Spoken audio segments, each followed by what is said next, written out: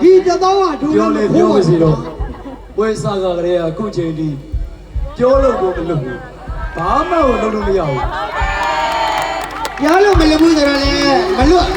မလွတ်တယ်လို့ပဲနေလိုက်တာကောင်းတာပေါ့မဟုတ်ဘူးဗျာကျွန်တော်ပြောတာသူပြောလိုက်တိတ်ပြီလေကျွန်တော်တို့ကညီးတီလာအကာရဝတရားကာရဝတရားမရှိလို့ပြောနေရလည်းမဟုတ်ဒါကတကယ်တော့နှစ်ပေါင်းသောမိသားစုနဲ့ဒါမိသားစုတပွဲရင်းနှီးနှီးကပြပျော်ပြကြီးရှုနေတယ်ဆိုပေမဲ့ကျွန်တော်တို့က performance လုပ်နေတာတခါလေကြရင်လည်းပြိတ္တစိတ်ဝင်စားအောင်တခါလေလူကြီးတဲ့တကံပြောရင်လည်းပြောရတယ်အစပြောရင်လည်းပြောရတယ်ဟာဦးလေးလို့ပြောမနေမှာခမရကြောက်အဲ့လိုပြောရင်လည်းပြောရတယ်ဒေါသပါနေနော်ညီလေးဒေါသလို့ပြောရတယ်ဒေါသထိန်ဒီလိုကလေညီလေးလို့ပြောမယ်စားအဲ့လိုမင်းအဲ့လိုပြောရတယ်ခဏခဏအဲ့လိုပြောခံရတာလေအဲ့တော့ဒါကူမျိုးဆိုလို့ကျွန်တော်တက်ကြီးတယ်ကြီးတယ်တက်ရွယ်အပြင်အစ်မစင်တော့กว่าတယ်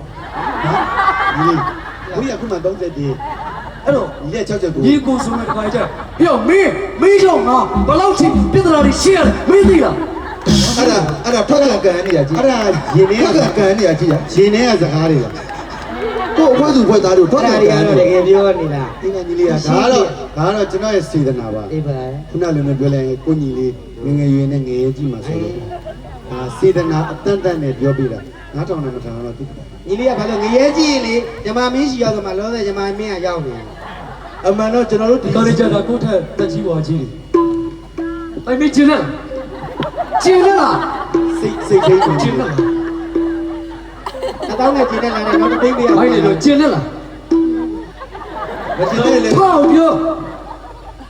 ကျင်းရပါလေကွာကျင်းနေလေမိမကပြောငါကြောက်လို့အဲ့လိုပြပြလေးလေးပြောရောက်ပြပြလေးပြောရောက်သွားမလုံးနဲ့တော့လူမိုက်တခါတည်းသူမိမပဲရိုက်ဘူးလားဟုတ်တယ်ဦးလေးကဒေါနဲ့မဲလေလင်းလာဗျကောင်းပေါင်းထားတာဟုတ်လူကျွန်တော်တို့ပြောလို့ဘေးတော့လည်းမပြောနဲ့ဘေးလားထိုးမလားကိုယ်ပထိုးရတော့သွားနဲ့ချောင်းလည်းမရှိတော့ဟုတ်တယ်ထိုးလားထိုးမလားပြောနမဲလုံးချောင်းကိုကကျွန်တော်တို့ကောင်းတော့ဒါတက်စိတ်ဘေးလေးစမမုတ်စိတ်ကလည်းသူ့လို့မလို့သူ့ပဲလုပ်ပါထိုးမလားချောင်းနေအဲ့ကိုစီမှာ3သိန်းလောက်ရှိနမဲလုံးပါမလုံးဆိုချကြရတယ်ပေါ့ဟာအဲ့ဒါစိတ်ခေါ်တာ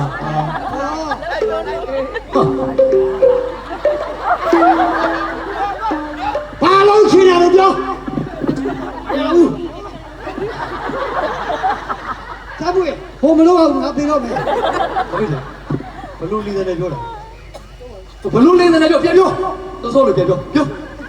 ဘလို့ကမလွတ်ပါလားအဲ့ကြောင့်မင်းစားတာပြောဘလို့ပြောလားထိုးပါပြန်ပြောဆောလာလေးတယ်လည်းပြန်ပြောတော့ခဏနောက်ဟာပြောကဘာဖြစ်လဲကွာအဲ့ဘာဖြစ်လဲအဲ့လိုချစ်လေးတောင်းမှရတယ်သူကရောင်းတယ်လို့အဲ့အလုံးရောဖို့တော့ခေါ်လိုက်ရတာ